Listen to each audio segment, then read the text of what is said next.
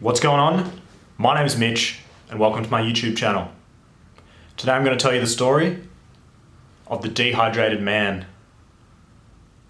and how he helped his life by drinking some of that good stuff called water.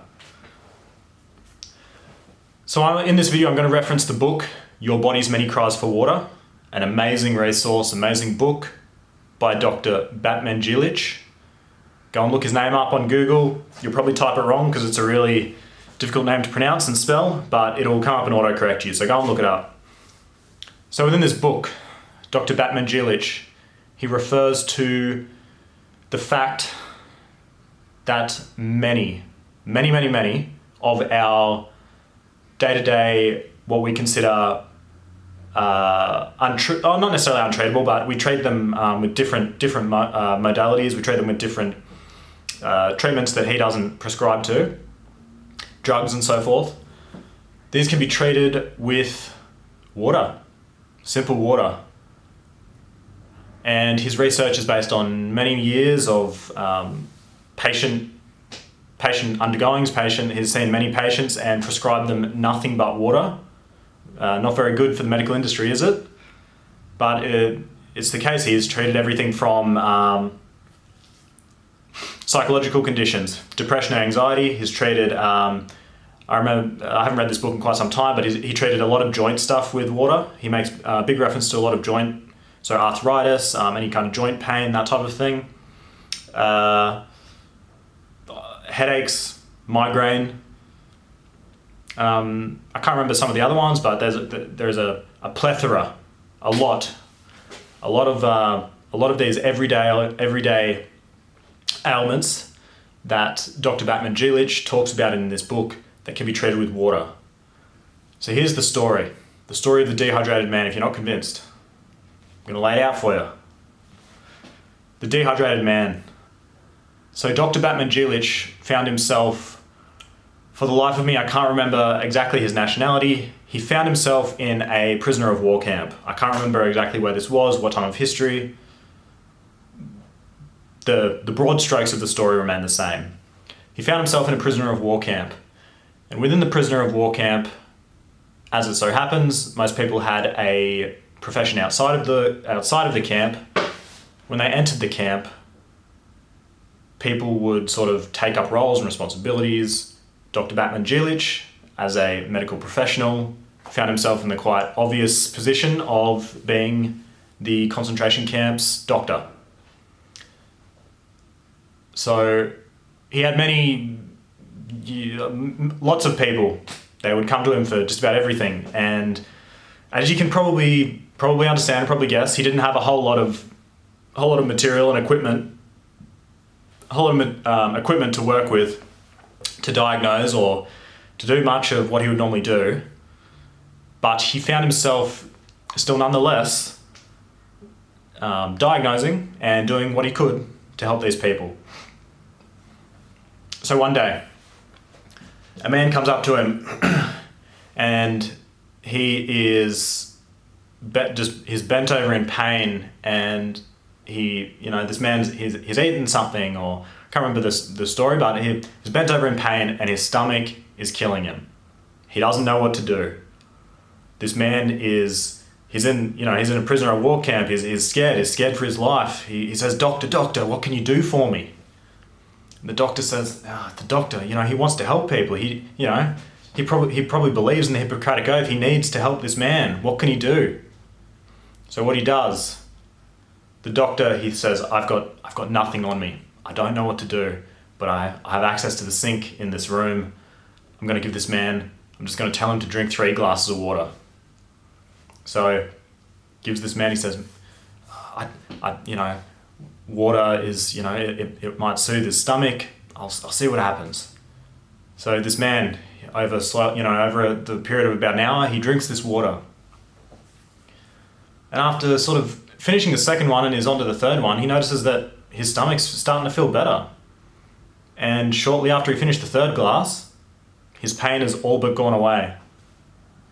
This leaves the doctor quite perplexed, and he says, well, if water can help this man who I had no form of diagnosing, I I assume he had some kind of stomach ulcer or something like that.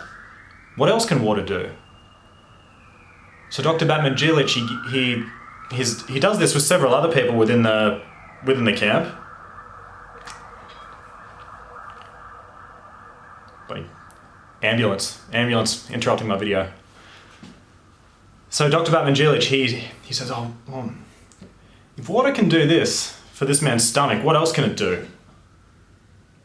So many other people come to him over this time, and he does exactly this.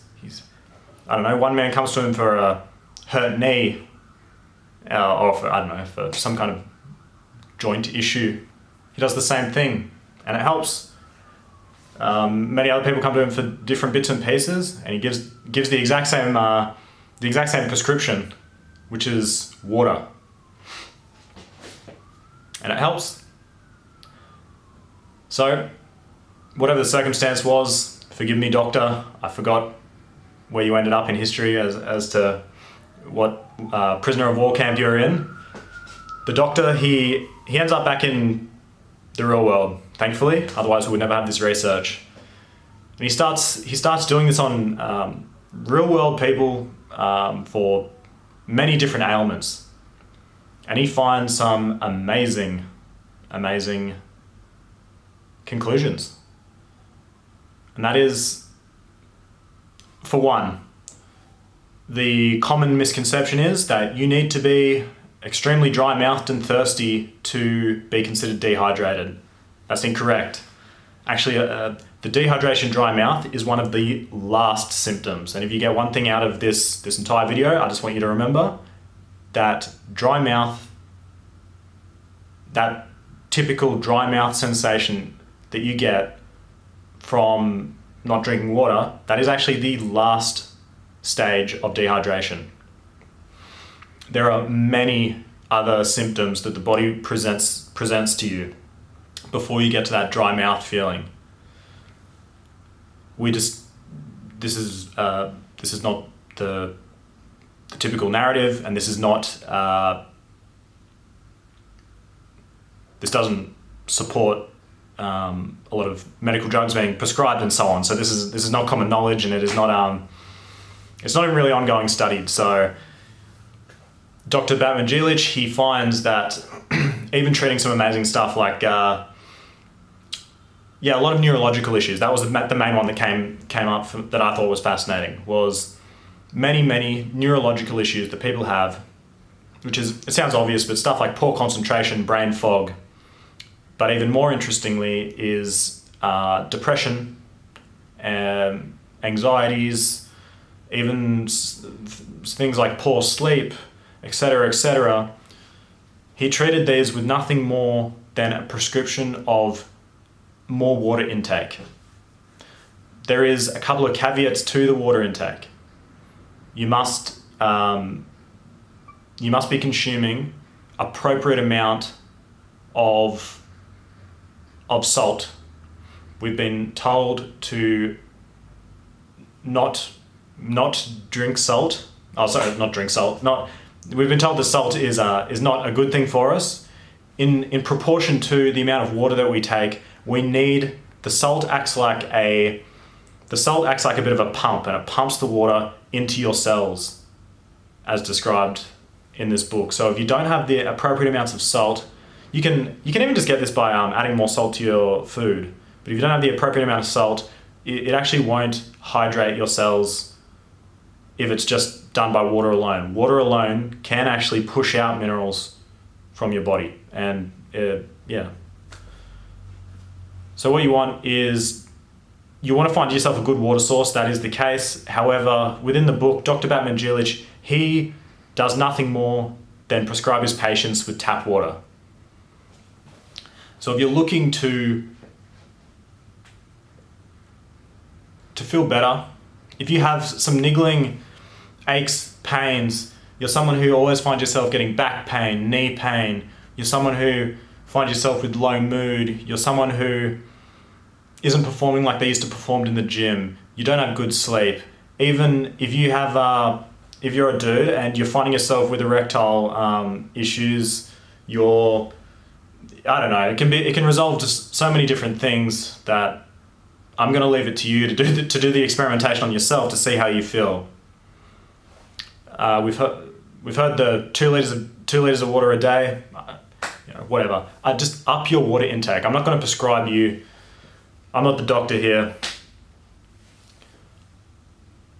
I just want you to consciously drink 2 to 3 more glasses of water than you would a day. It's not that hard. I mean, people who bitch about drinking water, it's like, grow up. Just, what, you can't drink water? Oh. Just drink some water. Stop being a little bitch. So I want you to drink those couple of glasses of water and come back to me and comment on the video and say, mate, you helped me so much. Thank you. Thank you for recommending this book and giving me what I needed, which is water. You're welcome. All right, thank you for watching. If you enjoyed this, click on some other ones that are recommended on the side. Thank you. Bye.